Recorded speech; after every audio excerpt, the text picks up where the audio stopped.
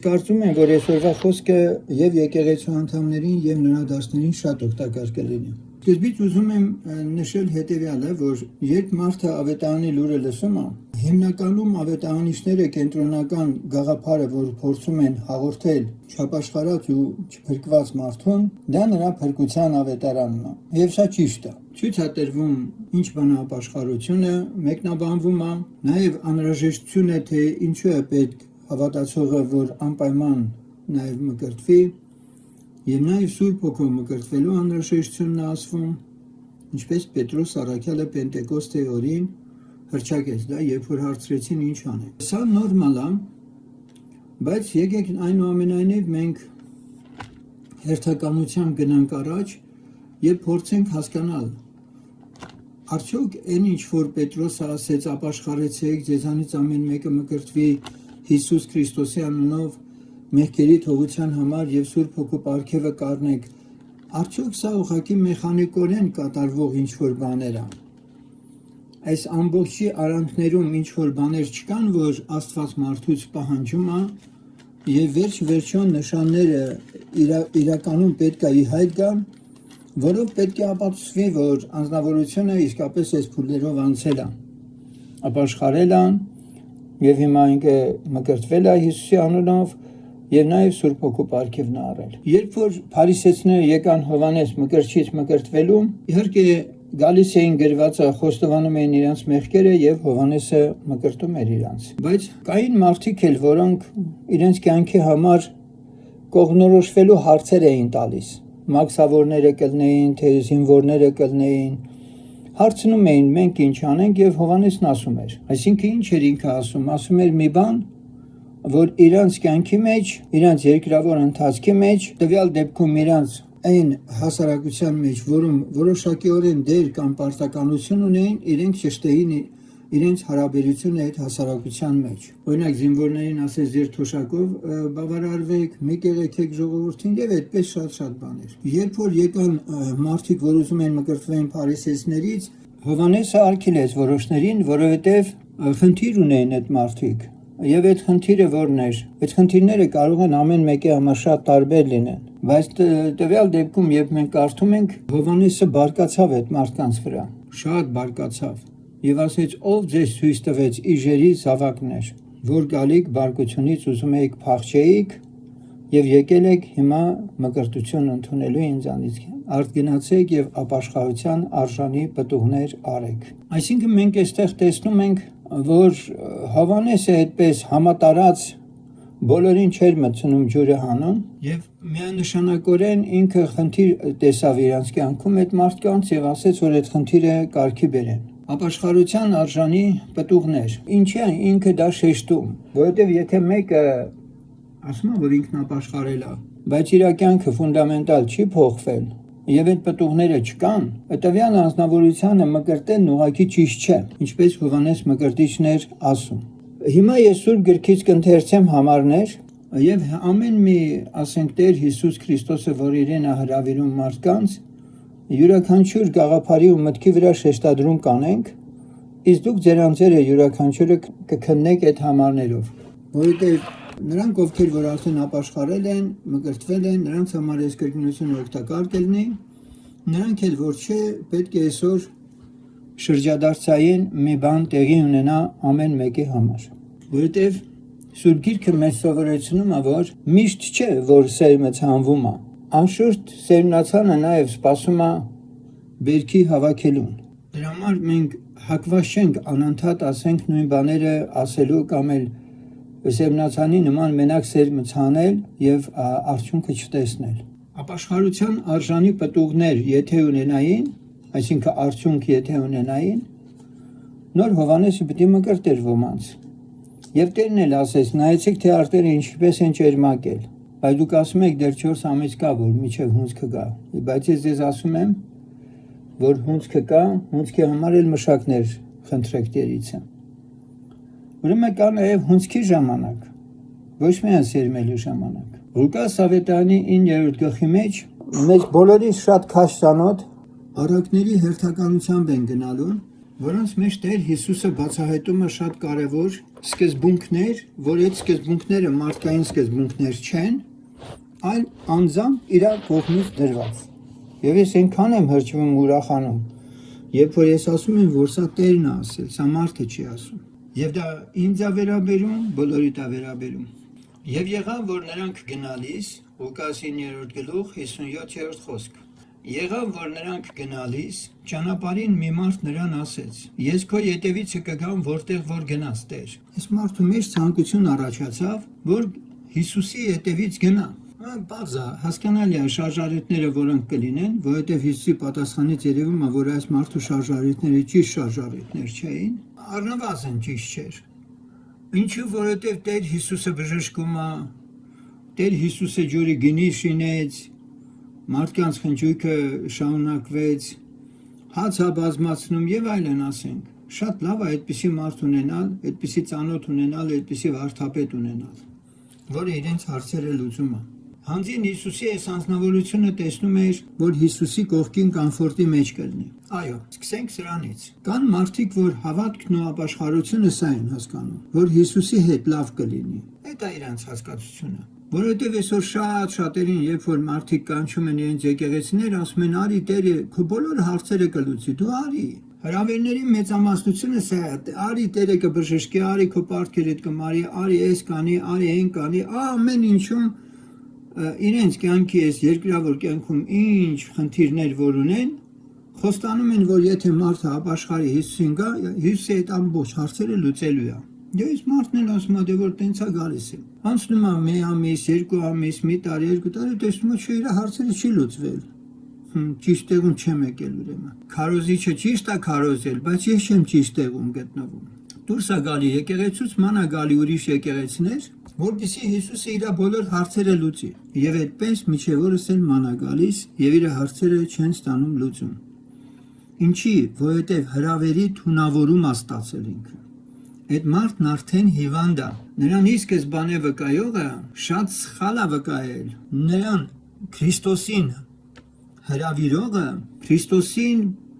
ընդհանրապես տվյալ անձին ծառայ է ներկայացել, որ քեզ ծառայելու է Քրիստոսը։ Ինչ ուզես անելու է քո համար։ Այսպիսի հավատացյալները քիչ չեն եկեղեցիներում։ Եվ այդպիսի անձնավորությանն արդեն ավետարան քարոզել, մաքուր ավետարան քարոզել,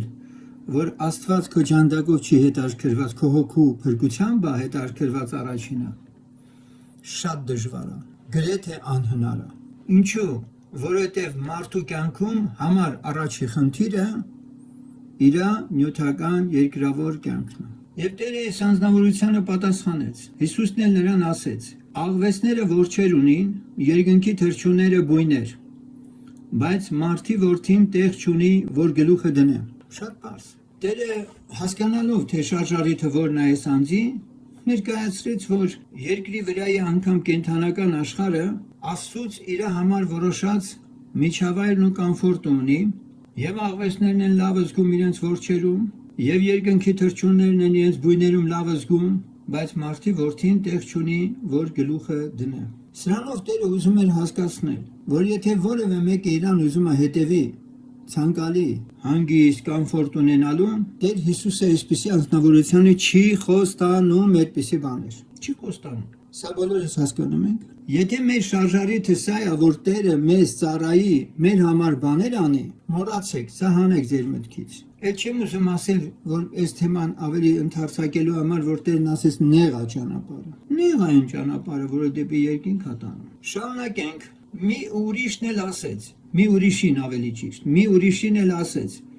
իմ ետևից եկ, որպեսզի մարդը դա կատարի, որտեղ Տերը եթե ասում է, նա որ անկեղծ Աստծուն է հետևում, նա դա ուղղակի համարում է իր համար մեծ բան, Աստված իրեն բան ասել անելու ու ինքը պետք է պատրաստ լինի դա անելու։ Բայց արի ու տես, որ այս անձնավորությունը դա ի վիճակի չէր Տիրոջ ասածը կատարելու, որովհետև նախքան Տիրոջ ասածը կատարելը ուրիշ բանով էր զբաղված։ Շարունակենք։ Մի ուրիշն էլ ասեց. Տեր, քո ետևից կգամ, միայն թե առաջ հրաման տուր ինձ, որ իմ տանը բարև մնաս ասեմ։ Բարև մնա ասեմ։ Այս անձնավորությունն էլ ասեց լավ, գնամ իմ տունը հրաժեշտ տամ եւ գամ քո հետևից։ Հիսուսն էլ նրան ասեց. ոչ ով որ ձեռքը մաչի վրա է դնում եւ ետևին մտիկ անում, հարմար չէ Աստծո արքայության համար։ Տեր Հիսուսը այս անձնավորությունը համեմատեց հողը մշակող մի անձնավորության, որ ձեռքը մաչի վրա է դրել, որ ակոսը ուղիղ պիտի գնա, ինքը ուղիղ պիտի նայի, որ ակոսը չծռվի, եզը հանկարծ չծռի ակոսը, եւ ասենք այնտեղ մարգերը եւ այլն չխառնվեն գուցե։ Եվ Տերը համեմատեց այս անձին դրա հետ։ Ոչ որ ձեռքը մաչի վրա է դնում եւ ետևին մտիկ անում, հարմար չէ Աստծո արքայության համար։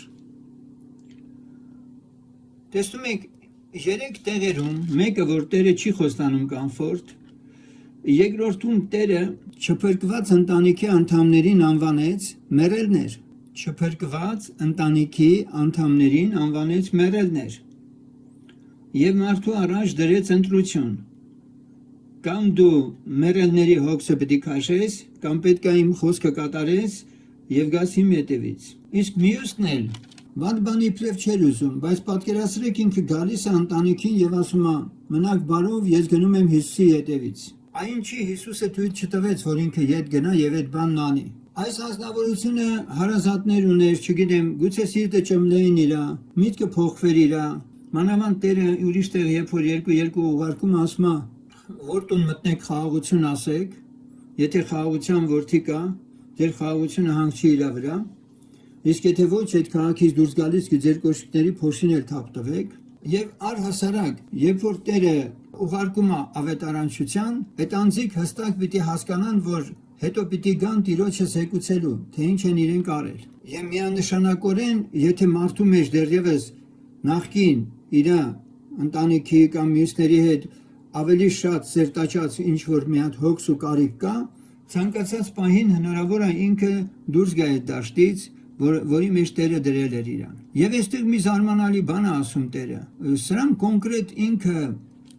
Տերը ընդամենը ասեց, որ մնացածին, որ ասեց, սրան չէր կանչել։ Բայց այս անձնավորության նախաձեռնությունն էր, որ ինքը մոտեցավ Տիրոջը։ Թերևս լսեց այդ երկու պատմությունները, եւ ինքը մոտեցավ ասեց. Տեր, քո հետևից կգամ։ Միայն թե առաջ հրաման տուր ինձ, որ իմ տանը բարև մնաս ասեմ։ Այստեղ արտահայտվում է մարդու եսը, որ ինքը կարող է մի բան անել, հետո նոր հետևել Տիրոջը։ Որ արտաքինից թվում է վատ բան չի։ Բայց Տերը միանգամից իրան չասեց, ես քեզ չեմ կանչել, ինչի ես իմ հետևից ուզում գաս։ Որովհետև Տերը հրավիրում է բոլորին։ Բայց այս անձնավորության այս խնդիրը, որ ինքը դրեց, որ գնամ հրաժեշտ տամ նոր գամ քո հետևից, Տերը իրան պատասխանեց, որ դու, որ իմ ետևից պիտի գայիր, դու թերևս այն անձը պիտի դառնայիր, որ որպես մշակ պիտի աշխատեիր իմ այգում։ Բայց քանի որ դու իմ այգում աշխատել ես ուզում, բայց միաժամանակ նաև ետ ես նայում, ինձ համար դու հարմար չես ոչ միայն այդ գործի համար,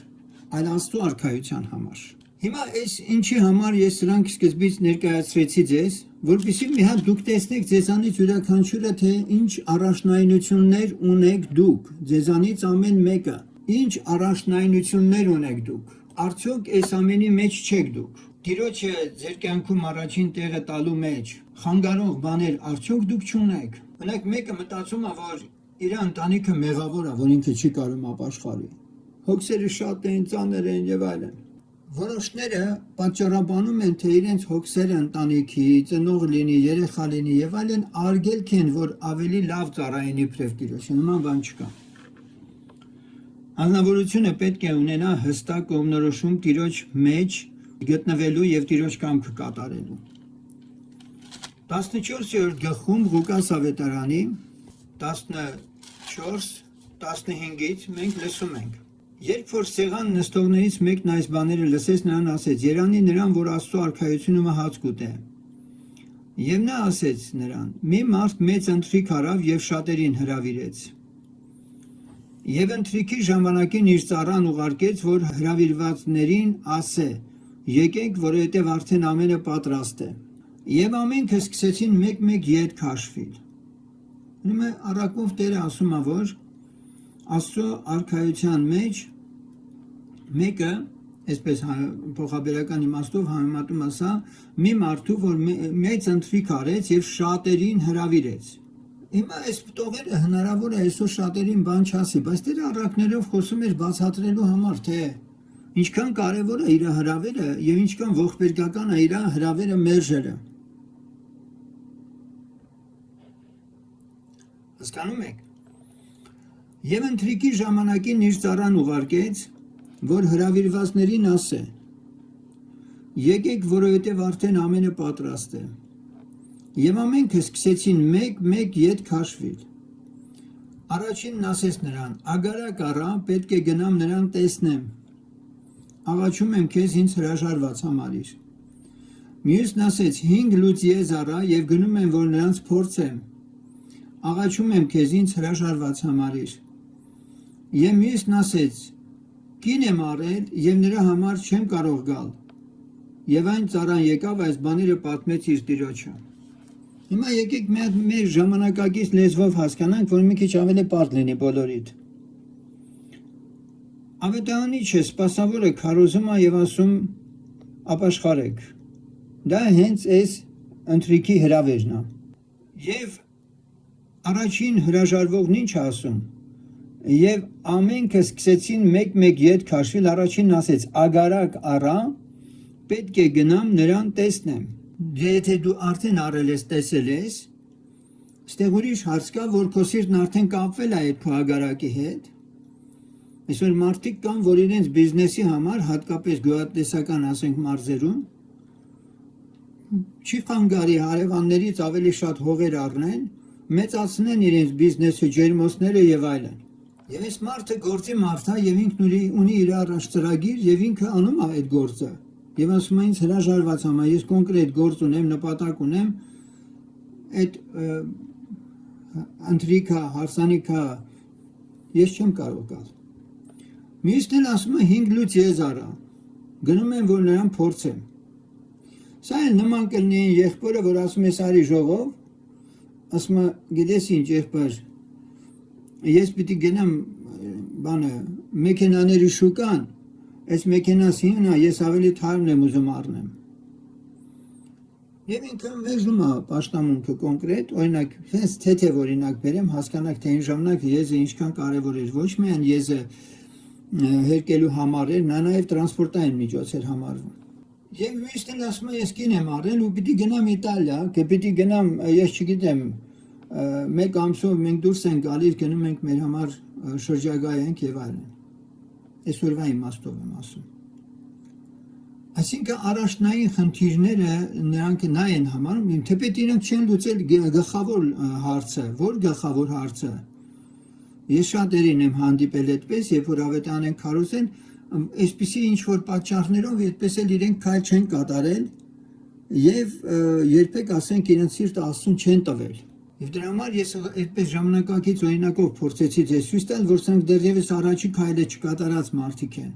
Այն ժամանակ տանտերը բարգացած ասեց իր ծառային. դուրս գնա շուտով քաղաքի հրապարակները եւ փողոցները եւ աղքատներին, խեղերին եւ կաղերին եւ կույրերին մցրու այստեղ։ Ծառան ասեց. Տեր, եղավ ինչ հրամայեցիր եւ դեռ էլ տեղ կա։ Եվ Տերն ասեց ծառային. ուշադրություն դարձրեք, որ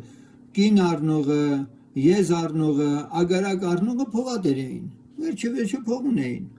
Իսկ այստեղ մենք տեսնում ենք այս երեքից էլ զրկված մարդկանց մի ինչ-որ կատեգորիաներ։ Աղքատներ, խեղեր, կաղեր, կույրեր։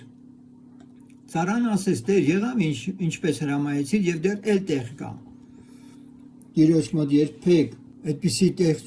չկա, որ եթե այսօր 8 միլիարդն աշխարհի որոշի փրկվել, դա ոչ շատ է, ոչ էլ քիչ է Տիրոջ համար։ Եվ Տերն ասեց ծառային. դուրս գնա ճանապարհները եւ ցանկերը ստիպիր, որ մտնեն, որ իմ տունը լցվի,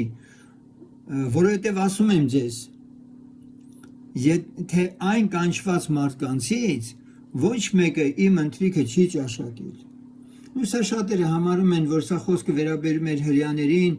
եւ Տերը հեթանոսներին է կանչում, բայց սա թույլ մեկնություն է, սա ընդհանուր պիտի հասկանալ։ Եվ թե հրեաներից եւ թե հեթանոսներից կարող էին համապատասխանաբար մերժողներ լինել եւ ընդունողներ լինել։ Հիմա այստեղ են մենք տեսանք, որ մարդիկ Տիրոջ հրավերը անտեսեցին, Ամեն մեկը իր հոգսն ու իր կարիքներն էր առաջին պլան մղում եւ դա էր իր համար կարևորը։ Մատթեոս 22:1-14-ը լսենք, 22-ի 1-14։ Հիսուսը պատասխանեց եւ դարձյալ խոսեց նրանց հետ առակներով ասելով. Երկնքի արքայությունը նմանեցավ մի թագավոր մարդի, որ իր որդուն հարսանիք արավ,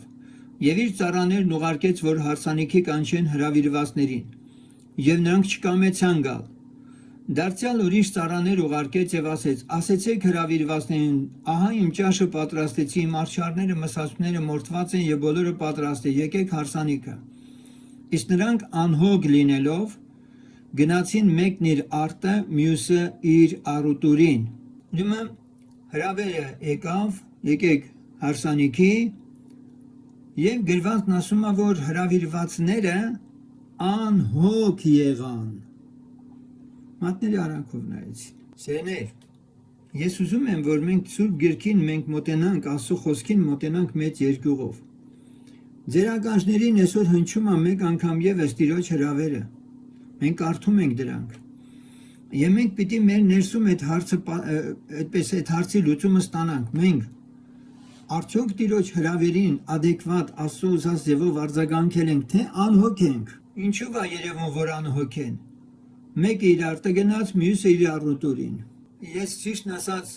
Facebook-ում մի բան տեսա ու դա տեղադրեցի, չգիտեմ քանիս հետ կարդացիք դա։ Շատ լավ միտք էր, գաղափար էր ու ես դա անմիջապես տեղադրեցի։ Ջոն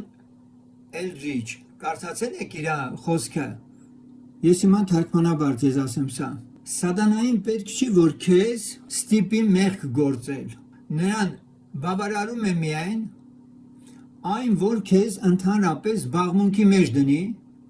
հոգնեցնի եւ անհոգ դարձնի։ Ուշադրություն, այս երեքը, որ մենք այստեղ կարդում ենք, անհոգ եղան սրանք։ Նա քեզ ուզում է ամբողջությամբ զբաղմունքի մեջ պահի, հոգնեցնի եւ դարձնի վերջո անհոգ։ Հիմա դու քո անձդ քննի ու տես, արդյոք այս երեքի մեջ չես։ Եվ մենք այստեղ կարդում ենք մյուս կատեգորիայի մարդկանց մասին, մնացածները բռնեցին նրա ծառաներին, նախատեցին եւ սպանեցին։ Բայց թագավորը լսելով բարկացավ եւ իր զորքն ուղարկեց այն սպանողներին սատկացրեց եւ նրանց քաղաքը այրեց։ Այն ժամանակ իր ծառաներին ասեց. հարսանիքը պատրաստ է, բայց հրավիրվածներն արժանի չէին։ Արդ գնացեք դեպի ճանապարհների անցքերը եւ ում որ էլ գտեք կանչեք հարսանիքը եւ այն ծառաները դուրս գնացին ճանապարհները եւ ժողովեցին ամենին ում որ գտան։ Չարը եւ բարին եւ հարսանիքը բազմականներով լցվեցավ։ Բայց սրանով էլ չի ավարտվում առակը։ Բայց երբ որ թագավորը մտավ, որ բազմականներին մտիկ անե, այնտեղ մի մարդ տեսավ հարսանիքի հանդերձ չհագած։ Եվ նրան ասեց. ընկեր, ինչպես մտար այստեղ, որ հարսանիքի հանդերձ չունիս։ Եվ նա պապանձվեցավ։ Այն ժամանակ թագավորն ասեց ծառաներին. դրա ոտները եւ ձեռքերը կապեցեք, վեր առեք դրան եւ դրսի խավարը գցեցեք, այնտեղ կլինի լացը եւ ատամների կրճտելը, որովհետեւ շատ են կանչվածները, բայց քչեր ընտրված։ Ուրեմն սեներ, այս անձնավորությունն էլ ապաշխարած, վերստին ծնված, Սուրբ Հոգով մկրտված։ Կներեք, ես սխալ եմ լսել մի հատ տեղը նորից կասեք, Ղուկաս որներ։ Սա Մատթեոս ավետարանն է արդեն։ Մատթեոս 22-ի 1-14-ն ենք մենք ընթերցում։ Այ, եղա։ Ահա։ Երկրորդը Մատթեոս ինչ։ Նույն Մատթեոս, դեռ չեմ ավարտել, 1-14-ը, այս ամբողջը սրա մեջ է։ Այն ժամանակ թագավորն ասեց. դրա ոտները եւ ձեռքերը կապեցեք, վեր առեք դրան, դրսի խավարը գցեցեք, այնտեղ կլինի լացը եւ ատամների կրճտելը։ Սա մի սովորական մարդ չէր, որը դեռ չէր ապաշխարել, որ Տերը միանգամից վճիռ կայացրեցին։ Սա հարատև մեղքի կյանքն ապրող եկեղեցու անդամն էր, որը մտահոգ չէր իր ճերմակ հանդերձները պահպանելուն։ Նա թեպետ գտնվում էր եկեղեցում, սակայն այնուամենայնիվ նա դատապարտության էր արժանի եւ Տերը միանգամից վճիռը կայացրեց, որը խոսում է այն մասին, որ այս անձնավորությունը, ինչպես գրված է շատ անգամ հանդիմանված մարդը մի օր կկոտրվի եւ բժշկություն չի գտնի։ Եթե մարդը համառում է հանդիմանության հորդոր այդպես խոսքեր, խրատներ չի ուզում լսի, վերջում մի օր ասում է կկոտրվի եւ բժշկություն չի գտնի։ Հիմա սեներ, քանի որ մենք վիճակների մասին ենք լսում մարդկանց, ամեն մեկը թե ինչ վիճակում մերժեց Աստծուն։ Սրանք օդի մեջի խոսքեր չեն։ Հիմա եթե արտի, ագարակի, առևտուրի, անհոգության մասին ենք խոսում, ջերմակ հանդերձ չունենալու մասին ենք խոսում, եթե այս ամենն էլ ոչինչ չի ասում նոր ապաշխարողին, էլ ես չունեմ ասելիք։ Սրան ես են կոմել ինչ ասվի։ Մարդը պետք է ինքը հստակ որոշում ունենա իր կյանքում եւ առաջ անցնելով ասեմ, այսօրվա քարոզը ինչ որ լսելու եք, խոսքս հատկապես վերաբերում է դեռևս չապաշխարածներին, չմկրտվածներին, որոնք մտածում են, որ հա, հենց հիմա էլ պատրաստ են իբր մկրտվելու, ոչ, այս խնդիրները ձեր կյանքում առկա են։ Այս խնդիրները, եթե դուք չեք տեսնում, կամ եղբայրը տեսնում է, այս վիճակում դուք չեք կարող մկրտվել։ Իսկ եթե ուզում եք, որպեսզի մյուս հարանվանությունների պես լինել հավատացյալներ, ձեր փրկության խնդիրն է ընդամենը, որ պետք է դուք լուծեք եւ ոչ թե աշակերտ լինելու եւ պահպանվելու Տիրոջ համար, դուք կարող եք ընտրել ուրիշ հարանվանություններ։ Մարկոս 4-րդ գլխի 4-րդ գլխի մեջ մենք կարդում ենք հետեւյալը 40-րդ խոսքը։ Ես հիմա սիմպտոմներ եմ ասում, նշաններ, որոնք ցույց է տալիս, թե որ անձը չի կարող մկրտվել։ Ես քիչ առաջ ասեցի, եթե մարդն իր կյանքում առաջնային խնդիրներ ունի, դրանք հալուցում, իբրև հետո ինչ էլ տակը մնա նոր Տիրոջն է ուզում տա, միանշանակ մենք լսեցինք, որ Տիրոջը հաճելի չէ այդպիսի մարդ։ Եվ այստեղ Մարկոս Ավետարանիչը մի բան է ասում, որը եթե մարդու մեջ դա էլ չի լուծված, այդպիսի մարդն էլ չի կարող մկրտվել։ Ոչ միայն չի կարող մկրտվել, այլ եթե մկրտվել է ու այս վիճակի մեջ է, ինքը նույնիսկ չի էլ փրկվի։ Նորից եմ կրկնում։ Այն ինչ որ հիմա պիտի լսենք, եթե մարդը, որ ուզում է ապաշխարել, այս վիճակի մեջ է, ինքը դեռևս պատրաստ չի մկրտվելու։ Եվ եթե մկրտված անձը այս վիճակի մեջ է, հայտնվեն, ինքը չի էլ փրկվելու։ Եվ ասես նրանց. ինչու այդպես վախկոտ եք, ինչպես հավատք չունիք։ Եվ նրանք մեծ վախով վախեցան իրար ասում էին, սա ով է արդյոք, որ քամին էլ ծովն էլ հնազանդվում են սրան։ Սեներ, վախը ինքը հավատքի բացակայություն է։ Վերջ։ Սա ուզում եմ բոլորդ լավ լսեք։ Եթե որևէ մարդ, այո, աշխարհից գալիս են մարդիկ վախով, տագնապով, բան չունեմ ասելու։ Իրանց հետ աշխատանք է տարվում, աղոթքներ է արվում, որպեսզի ազատագրվեն այդ ոգու ազդեցությունից։ Բայց եթե մարդը չի ազատագրվում, մորթապաշտ է ինքը, իր անձի համար դողացող անձը ինքը չի աճում այդ մակարդակի, որ չվախենա, ինչպես մենք հայտնության գրքում 21-ի 8-ում պարզ կարդում ենք, սա կամը եղբայրը չի հորինում, սա կամը եղբոր վարդապետությունը չի, գրվածն ասում այդպես։ Ես օրինակ 50-ական եկեղեցում գույրիկին ասում եմ, արի աղոթենք Սուրբ Հոգով լցվես, Տիրոջ ձայնը լսես, չէ, ասում եմ, չեմ ուզում Տիրոջ ձայնը լսեմ, ես վախենում եմ։ Այդ գույրիկը վախենում է Տիրոջ ձայնը լսել, էլ ուր մնաց սատանան, որից ուղղակի սարսափելու է, չի ճանաչում Աստծուն, չի ճաշակել Աստծուն, որտեվ սերը կատարյալ գրված է վախը մեկդի անում։ Ես չեմ ասում վախից դուք ազատագրվեք սրա նրա մոտ գնալով մոմթափողի ես մեկի մոտ։ Ես ասում եմ Աստծո սերը պետք է ձեր սրտերի մեջ ամուր լինի, հաստատուն լինի, նրա ջերմությունն ու քաղցրությունը դուք պիտի վայելացնեք, առանց որի դուք չեք կարող անվախ լինել։ Իսկ վախկոտներին, հայտնության 21-8, եւ անհավատներին, եւ պիղծերին, ուրիշ թարգմանությունում անհավատարիմներին, պիղծերին, մարդասպաններին, պոռնիկներին, կախարդներին եւ կռապաշտներին եւ ամեն ստախոսներին բաժինը այս լճումը կլինի, որ կրակով եւ ծծմբով վառված է, սա է երկրորդ մահը։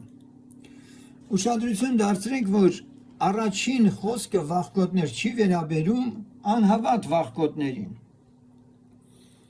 Այստեղ խոսքը վերաբերում է փրկված մարդուն, որը վախկոտ է։ Եկել է փորձվելու ժամանակը, Տերը ասեց, որ այս աշխարհի իշխանը գալիս է իմ դեմ բան չունի,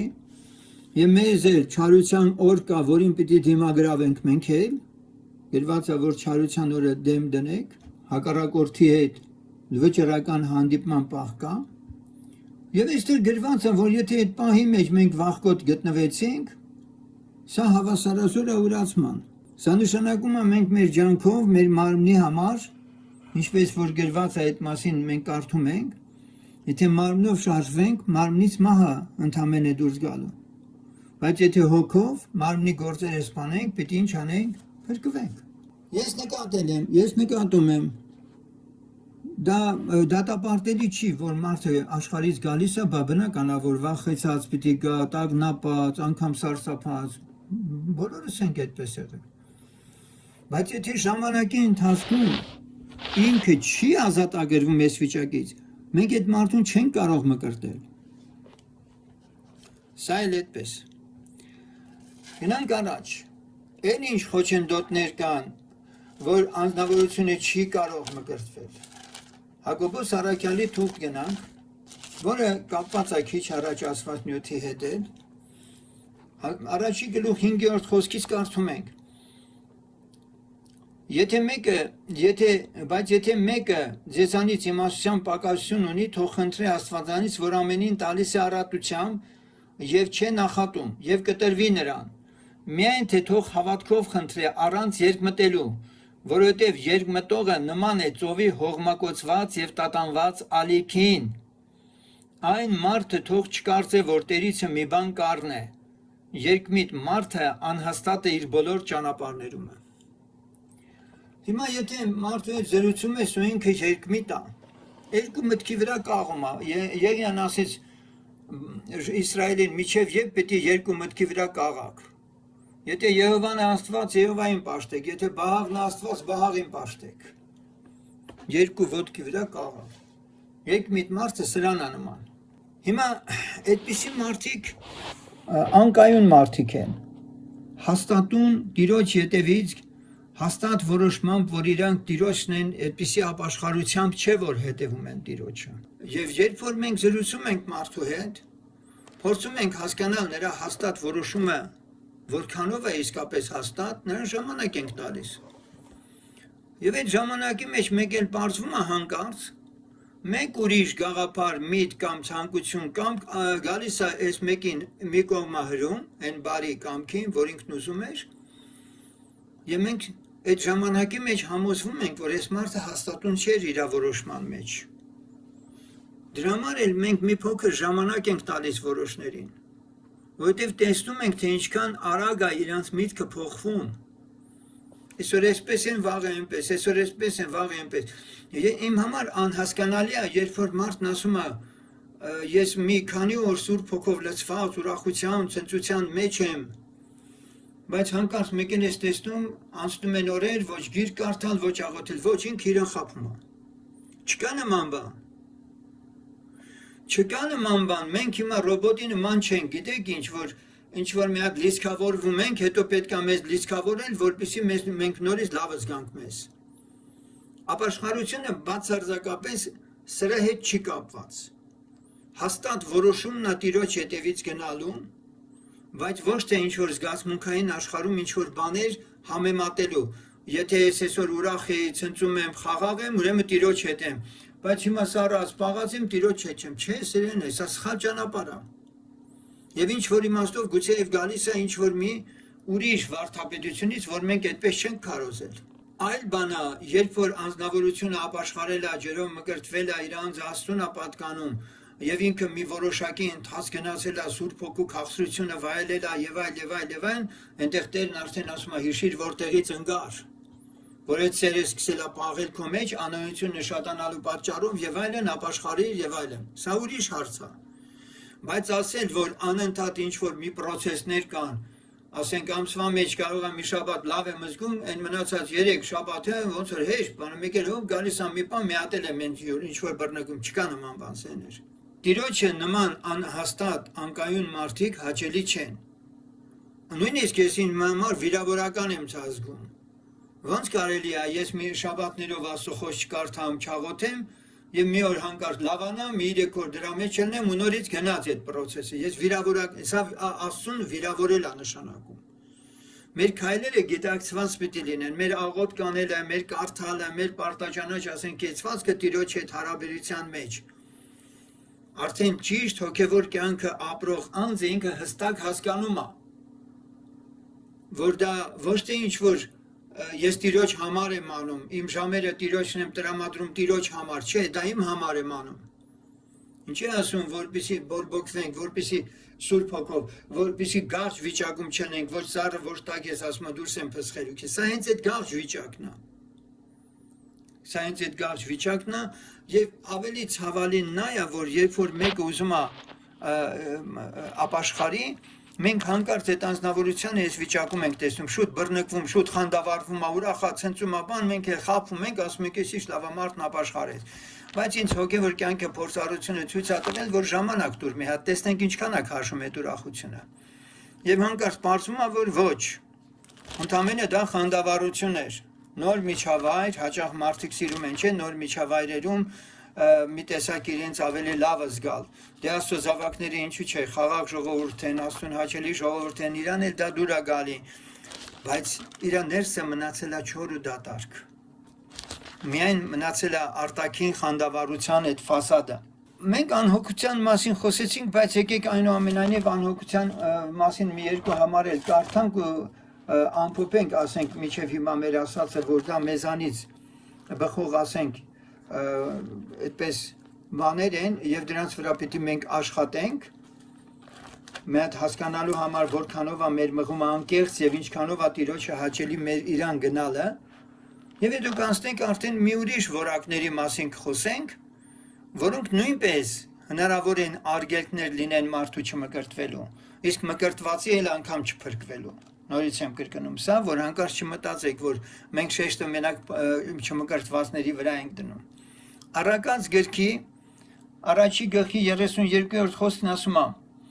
որովհետև անմիտների խոտորումը նրանց պիտի սպանե եւ հիմարների անհոգությունը պիտի կորցնե նրանց։ Անհոգ մարդը, Սուրբ Գիրքը անհոգ մարդուն, որ Քրիստոսի նկատմամբ անհոգ է, հիմար է անվանում։ Հիմա ես հիմար եմ, թե իմաստուն եմ։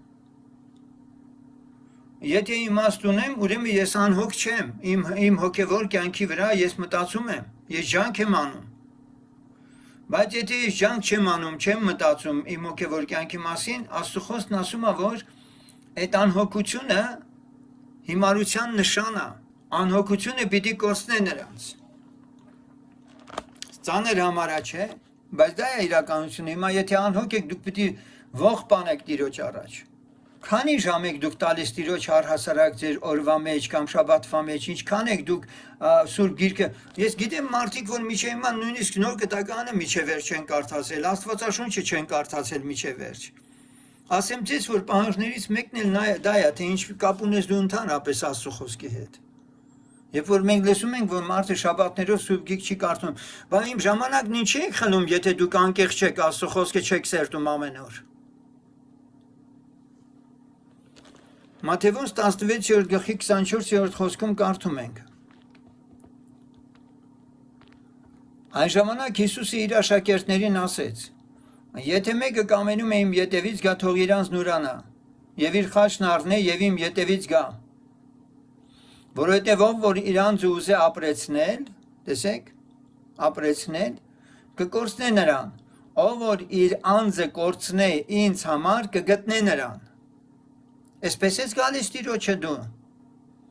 Քո անձը կորցնելու եւ Տիրոջը շահելու համար ես գալիս Տիրոջը։ Որովհետեւ ինչ օգուտ ունի մարդ, որ բոլոր աշխարհը ստանա եւ իր անձը կորցնե։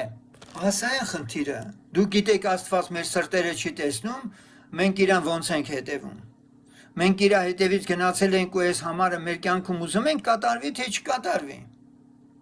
Տերը ասում է պարզ. կամ ինքը պիտի ապրի մեր մեջ, կամ մենք պիտի ապրենք։ Եվ մենք որ ապրող ելնենք, էլ Հիսուսի հետևից ուր ենք գնում։ Նշանակում է մեր թշվառությունն ու անզորությունը խոստովանելով է, չէ, որ եկել ենք Հիսուսին, ասել ենք, չէ, Տեր, մենք քեզ ենք հանձնվում։ Էսա մեր կյանքը Պողոսն ասում է, նա գիտեն, որ իմ ավանդը կպահի։ Եվ ինքան խաղաղություն ես ստանում, երբ որ հասկանում ես, որ դու քեզանից ազատվել ես։ Երբ մարդն ինքն իրանից չի ազատված, նա չի կարող խաղաղ լինել։ Սա է հավատքը։ Ինչպես ես ասացի, կան մի քանի գործոններ եւ այստեղ մեծամասնությունը նոր մկրտվողների քույրիկներ են։ Կանանց մասին շատ բան կա Սուրբ Գրքում գրած։ Ժամանակը խնայելով ես ընդամենը պիտի ասեմ ձեզ, որ այն ինչ որ դուք Սուրբ Գրքում կանանց մասին կարդում եք, հիմա ես կկարդամ, շատերը միայն շփոթում են նաեւ այստեղ, առանց հասկանալու, թե տվյալ համարը իսկապես վերաբերում է իրան, չի վերաբերում իրան։ Երբ ես ասին 5-րդ գլխի մեջ մենք կարդում ենք 22-24 Կանայք հնազանդեցեք ձեր մարդկանց ինչպես Տիրոջը։ Կան գառնենք այստեղ։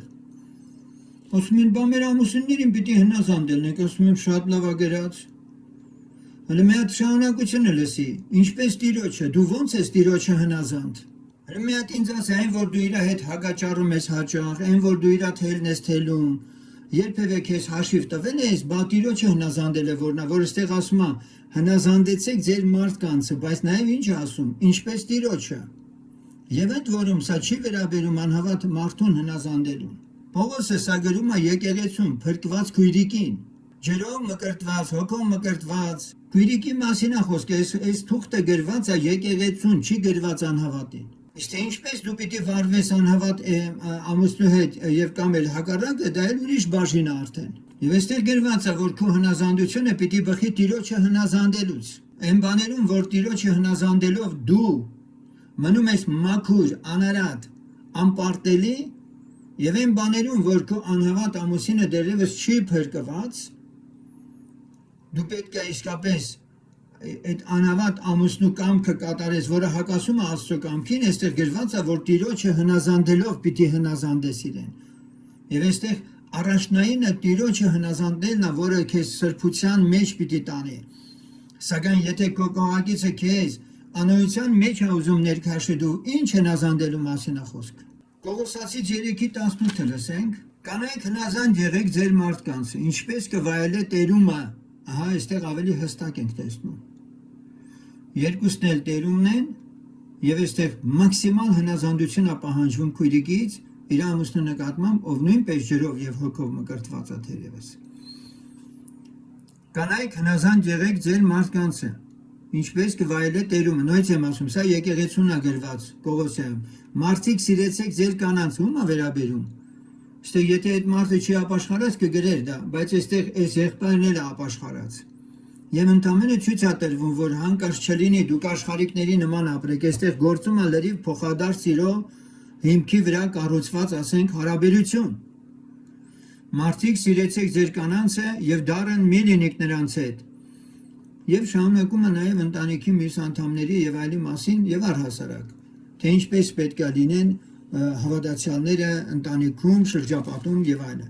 Հիմա եթե հանկարծ քննվում է եւ ստուգվում է, որ Աստծո վախն ավելի կարևոր չի, ինքը սարսափում է իր ամուսնուց, վախենում է, վախկոտ է եւ ասենք իր հոգեվոր սրբության դիրքերը ինքը հեշտությամբ զիջող է։ Այսպիսի անձնավորությանը երբ որ զրուցում ենք, ասում ու պարզում ենք, որ այդ վիճակում նա չի կարող մկրտվել, որովհետեւ ամեն բանից առաջին տեղում միշտ պետք է լինի Տերը։ Առաջի Տիմոթեոս 2:9 լսենք։ Առաջի Տիմոթեոս 2:9 Այնպես էլ կանայք, վայելուչ հագուստով, ամոթխածությունով եւ պարկեշտությունով իրանց անձերը զարդարեն, ոչ թե հյուսվածներով կամ ոսկիով կամ մարգարիտներով կամ թանկագին հանդեսներով։ Կան աշխարհը ընդհանրապես սիրում է մրցակցության մեջ լինի, ցույց տա իր հանդերձն էլ, իր ոսկեղենն էլ, իր սաներվածքն էլ, իր վերջը։ Աշխարհը սա է, աշխարհի կերպարանքը սա է, գրված է մի սիրեք աշխարհը, չի գրված որ հավատացյալը պետք է ինչպես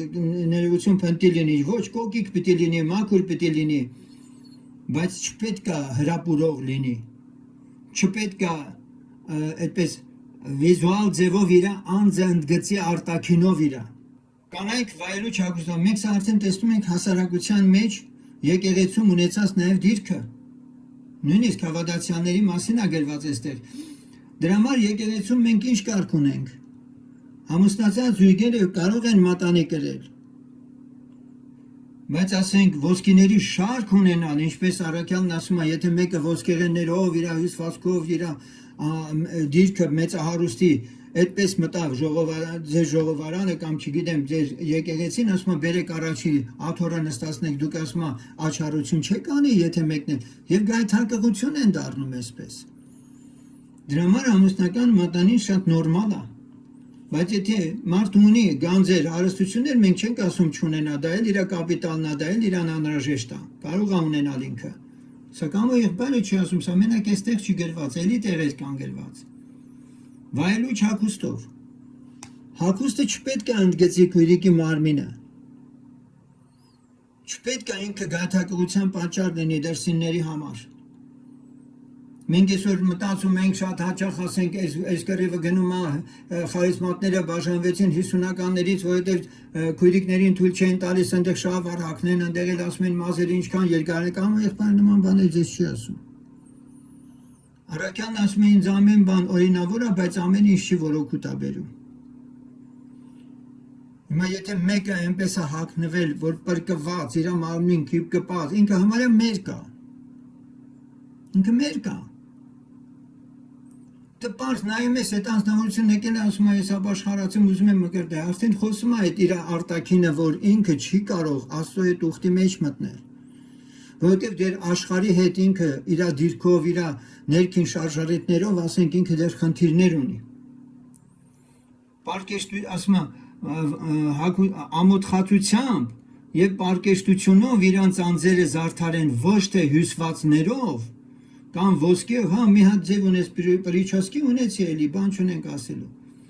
Բայց ինչ որ քնես, ելնես անպայման մտածես առավոտը ինչ ես, ոնց տպավորիչ ելնես եւ հայլու դեմ, եթե մեկը մի 3-4 ժամ կանգնած է, ուրեմն իմացեք, որ ինքն ընդհանրապես պաշտամունքի մեջ է, այդ պաշտամունքն իր հայլու մեջ արտահայտված դեմքն է, կամ ոսկեով կամ մարգարիտներով, կամ թանկագին հանդերձներով։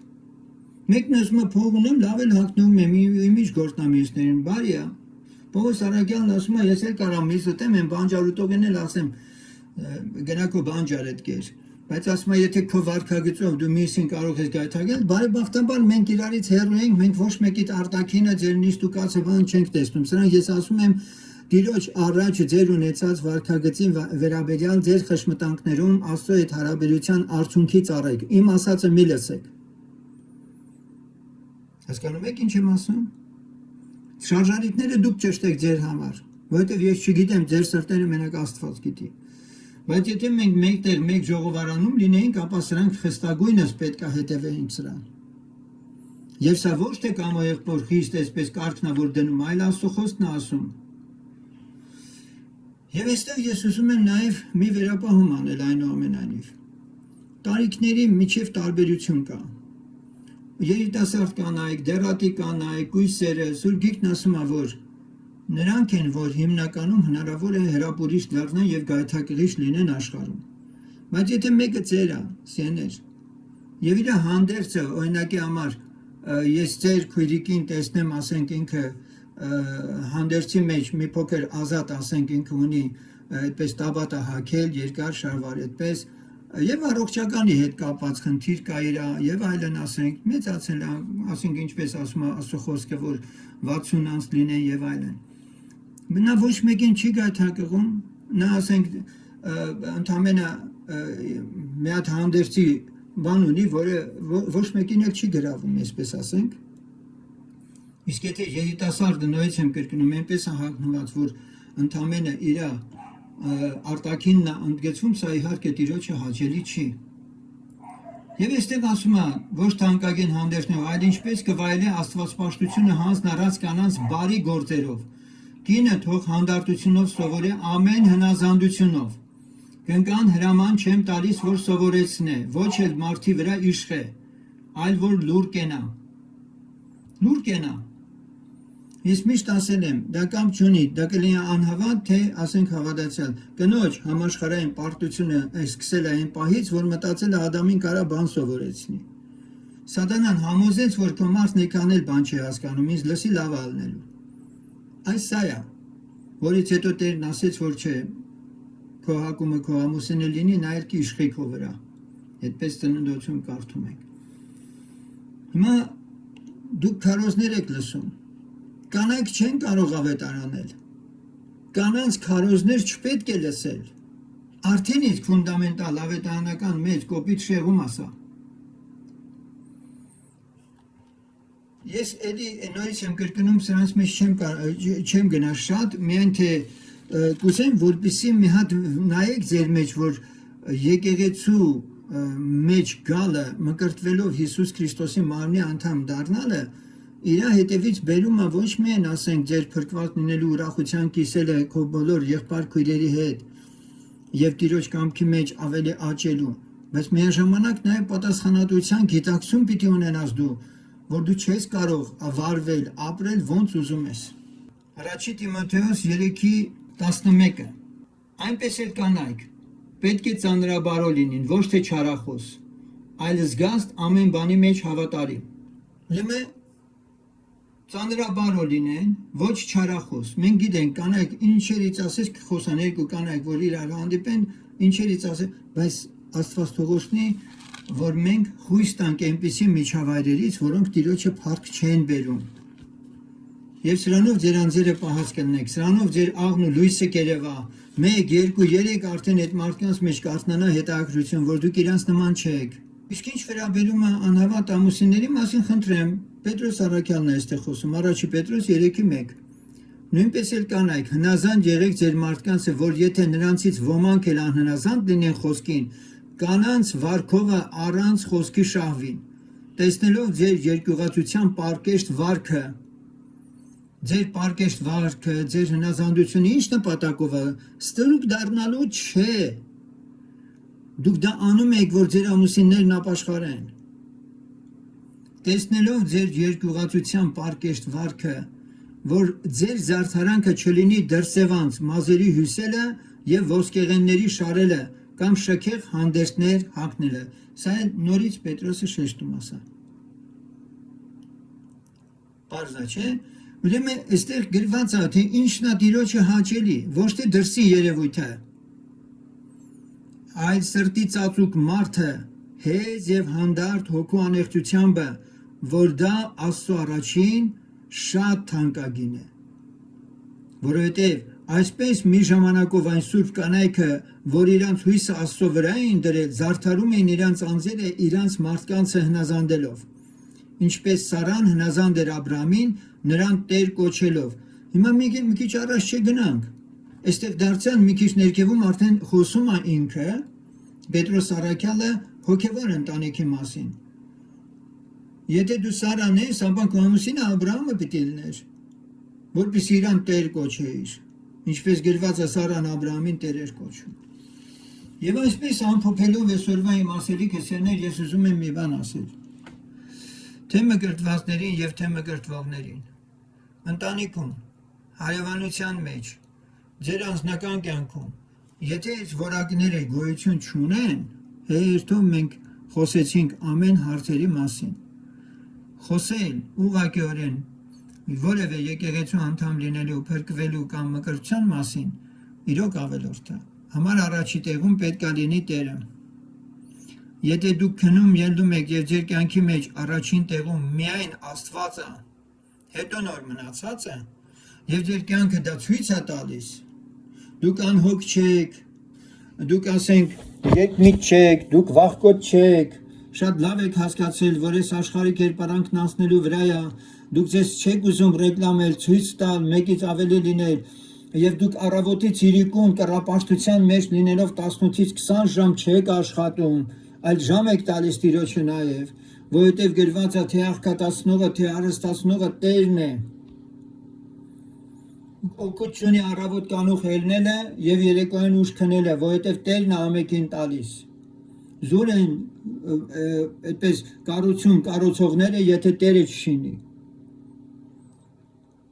Զուր է պահապանը, եթե Տերը չպահի այդ տունը։ Սա է հավատքը մեր։ Մեր ամբողջ ուշադրությունը դեպի Տերը լինի։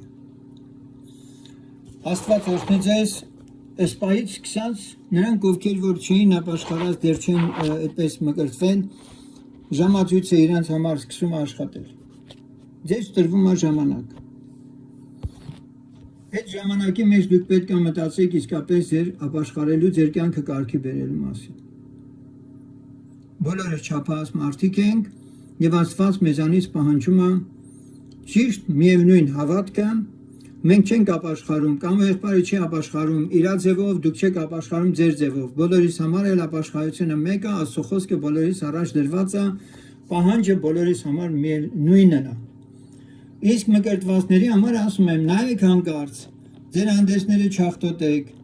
հանկարծ էլի անհոգության մեջ չընկնեք, առաջվա սերը հանկարծ մարած չլինի, առաջնային ինչ որ բաներ չսկսեք համարել, քան որ Տերն է ուզում։ Եվ այս ամենի մեջ արթնացեք, որովհետև թե մեկը, թե մյուսը երկուսն էլ կանգնելու են Աստծո առաջ։ Նրանք, ովքեր որ անհոգ են եղել, չեն ապաշխարել, մենք տեսանք, թե ինչ ասեց Տերը, դրսի խավարը նետեք, մեզ կանչեցես, 60 տարի կանչում եմ, չի լսում ինձ։ Վերջ, իր կյանքը պետք է ավարտվի արդեն։ Հիմա ինչ անենք։ Աստված անարդար է, չէ։ 60 տարի խոսել է մարդու հետ։ Եվ նա էլ որ ապաշխարել է, ինքը լրջորեն իր կյանքն ամբողջովին չի շարունակել Տերոջմով, այլ գաղ վիճակի մեջ է մնացել։ Ամեն մեկս մեր բաժինն առնենք, սթափվենք, Աստված մեզ սիրում է, Տերը մեզ ավելի մեծ օրհնությունների մեջ է ուզում տանի, այս եկեղեցով հետաքրքրված են, նորից եմ կրկնում, եւ մեր երկրում, եւ մեր երկրի սահմաններից դուրս շատերը շատ ու շատիր հետևում են մեր ընթացքին։ Եվ սա այն տեղն է լինելու, որ մարդիկ պետք է այդ տարբերությունը հասկանան մյուս հարանվանությունների եւ Քրիստոսի աշակերտների մեջ գալու։ Տիրոջ անունը թող փառավորվի, ես հուսացած եմ այնուամենայնիվ այսօրվա իմ խոսքը իր հետևանքները կթողնի ձեր կյանքում։ Տերը ձեզ հետ, եթե կան հարցեր լսում